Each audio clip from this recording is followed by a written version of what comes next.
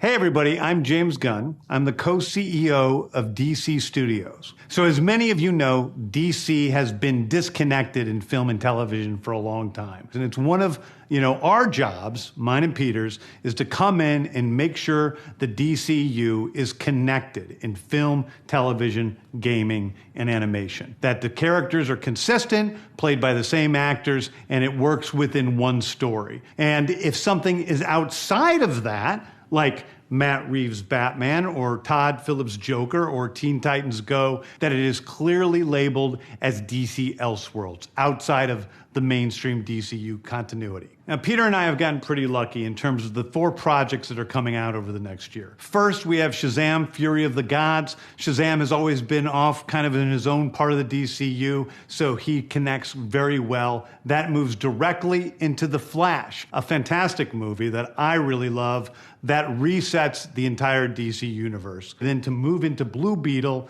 a fantastic film about a kid who's a marvelous part of the DCU, and then into Aquaman 2, which leads directly into our next few projects, which I'm going to tell you about now. So, Peter and I, along with a group of very talented writers, have started to map out an 8 to 10 year plan of what DC Studios will be in film, television, and gaming. This first chapter is called Gods and Monsters. Now, this, what I'm about to tell you, is a part of the first chapter. It's not the entire first chapter.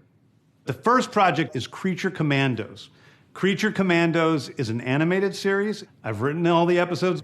Something we're going to do that's a little bit different at DC is we're going to have characters move into animation, out of animation, usually having the same actor play their voice as who plays them in live action. The next project up is Waller. This is a story of Amanda Waller, played by Viola Davis. Viola Davis is going to team up with members of Team Peacemaker, and this is a story that's been created by Crystal Henry, who did Watchmen, and Jeremy Carver, who created the Doom Patrol. It is a fantastic story that's out of this world, and I can't wait for people to see it. Okay, next up is the big one, the true beginning of the DCU. This is called Superman Legacy. This is being written by me. I'm in the middle of it. I'm having a great time doing it. And Superman will be released into theaters July 11th, 2025. Okay, the next thing is a big premiere HBO television series called Lanterns. This is a story of a couple of Green Lanterns, John Stewart and Hal Jordan, and we have a few other Lanterns peppered in there, but this is really a terrestrial-based TV show, which is almost like True Detective with a couple of Green Lanterns who are space cops watching over Precinct Earth. In it, they discover a terrifying mystery that ties into our larger story of the DCU. Next is a big movie called The Authority. The Authority is a passion project of mine. It's based on the marvelous Wildstorm characters we are now bringing into the DCU and will interact with all of our primary DCU characters. The Authority are a group of superheroes who think the world is broken and they want to fix it by any means necessary. I think it's a very different look at superheroes. We're doing a television series called Paradise Lost.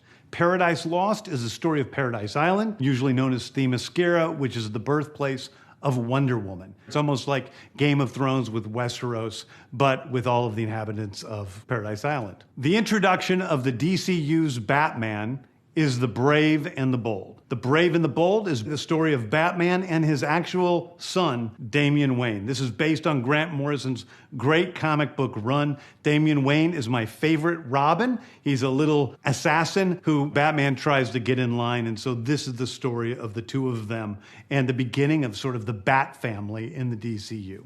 Next up is a TV series called Booster Gold. Booster Gold is one of comics' really popular cult heroes. He is a fascinating guy. He's a loser from the future who uses future technology to come back to present day and become a superhero so that people will love him. It is basically the superhero story of imposter syndrome on an HBO Max series. One of my favorite comic book series from last year was Tom King's run on Supergirl, Woman of Tomorrow. And so we're going to turn that into a big science fiction epic film. Now, Superman is a guy who was sent to Earth and raised by loving parents, whereas Supergirl in this story, she is a character who was raised on a chunk of Krypton. She watched everybody around her perish in some terrible way, so she's a much more jaded character. And that brings me to Swamp Thing, the last thing we're going to talk about, a very dark horror story in the origins of the monster who is Swamp Thing. And although it's totally outside of the rest of the DCU, it will still feed into the rest of the stories.